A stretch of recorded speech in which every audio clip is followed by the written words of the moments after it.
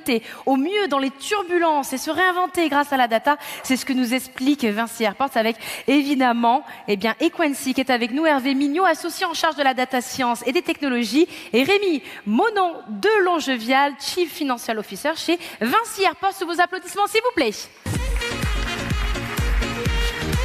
Merci beaucoup.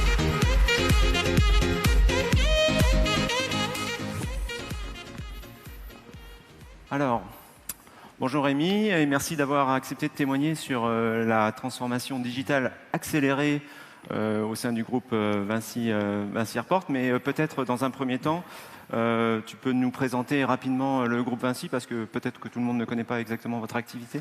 Alors, Vinci Airports, donc c'est une filiale du groupe Vinci qui est le premier opérateur privé d'aéroports dans le monde.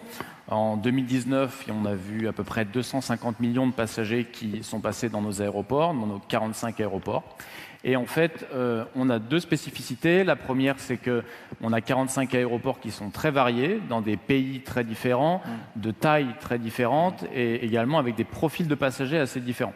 Et la deuxième spécificité, c'est que notre activité, en fait, elle est assez complexe et assez diverse, puisqu'en fait, qu'est-ce que ça veut dire gérer un aéroport? C'est avant tout gérer les infrastructures, donc en fait maintenir et éventuellement faire de la maîtrise d'ouvrage pour agrandir les infrastructures, mais c'est aussi la gestion opérationnelle et évidemment la gestion commerciale de nos aéroports, que ce soit par le trafic ou par tous les commerces qui sont hébergés dans nos plateformes.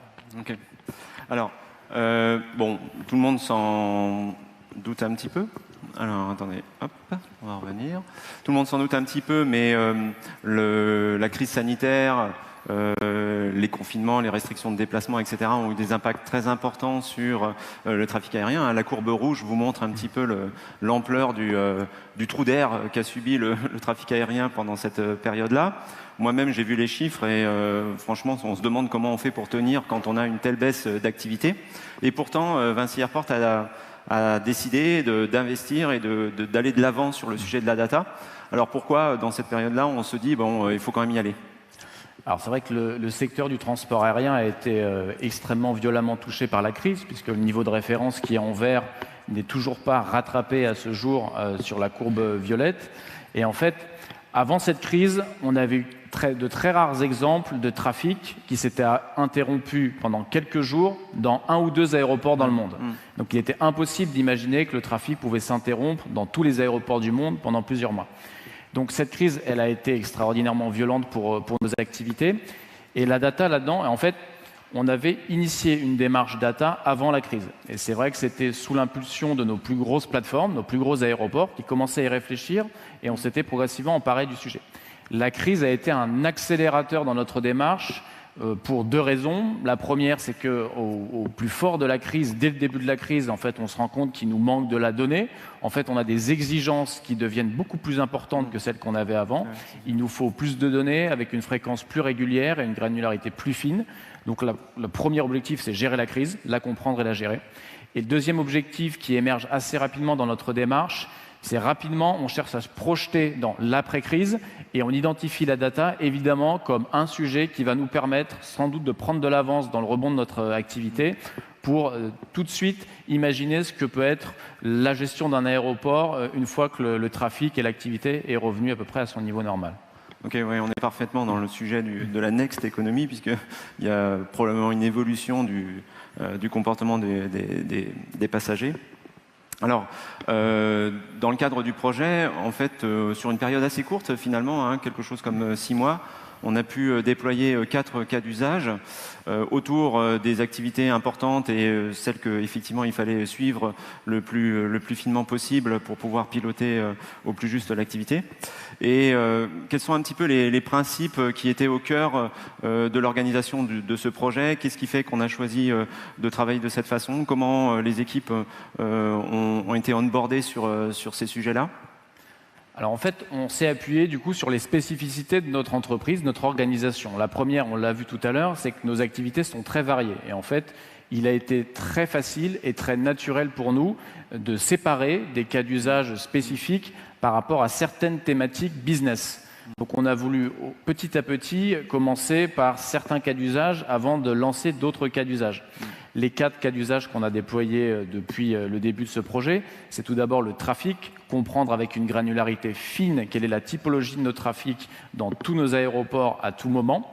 Et ensuite, on a déployé 3 nouveaux cas d'usage qui, quelque part, s'asseyaient sur le trafic et l'activité primaire, sur le commerce, le retail, toutes les boutiques de tous nos aéroports, de toutes nos plateformes, donc collecter cette data et la faire remonter et l'analyser.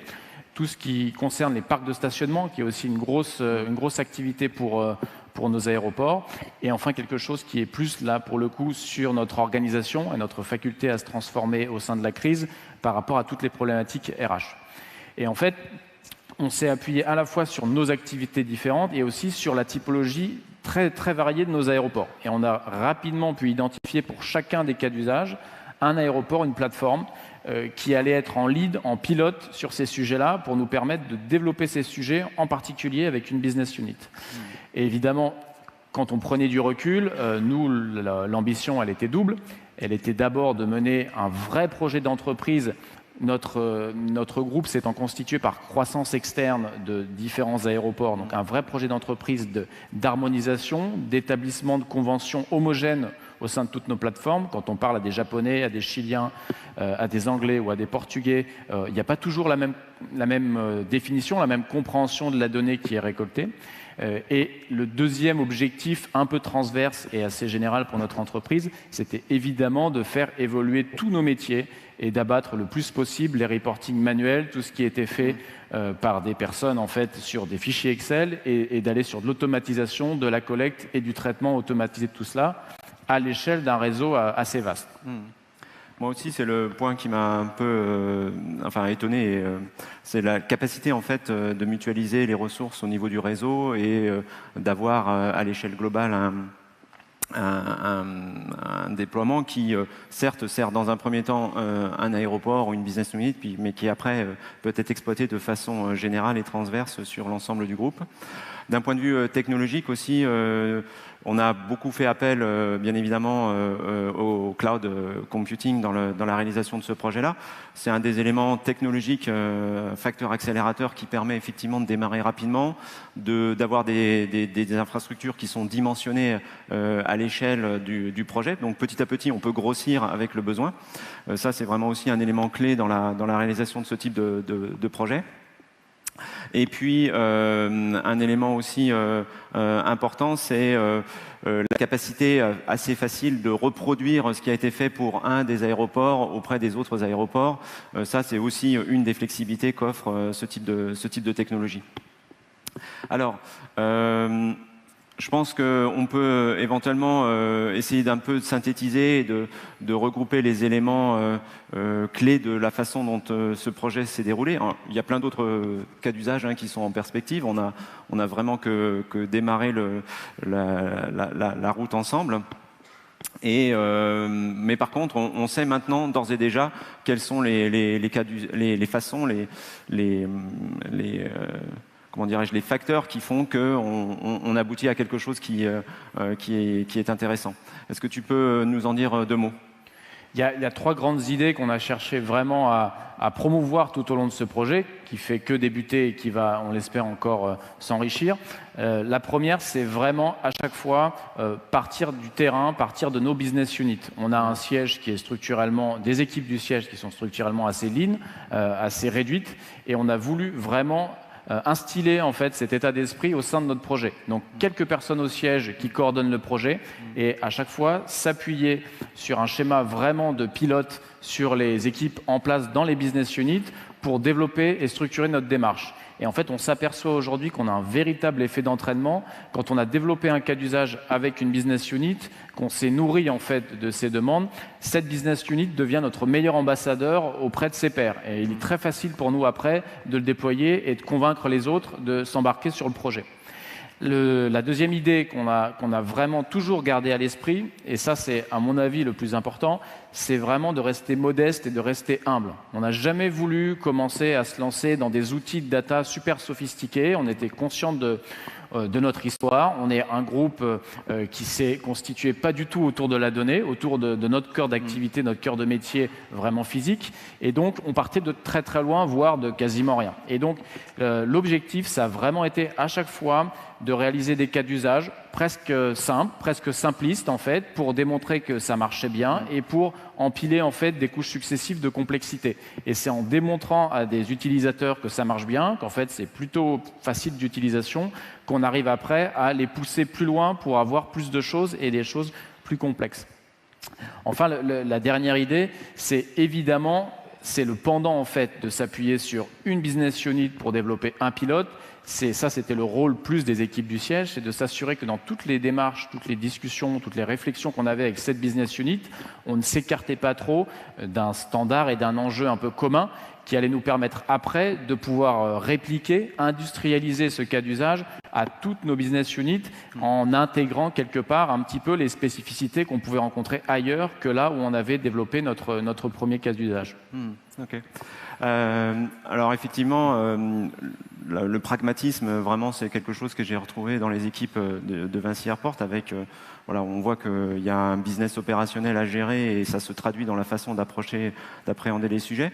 Mais assez rapidement, il y a des innovations.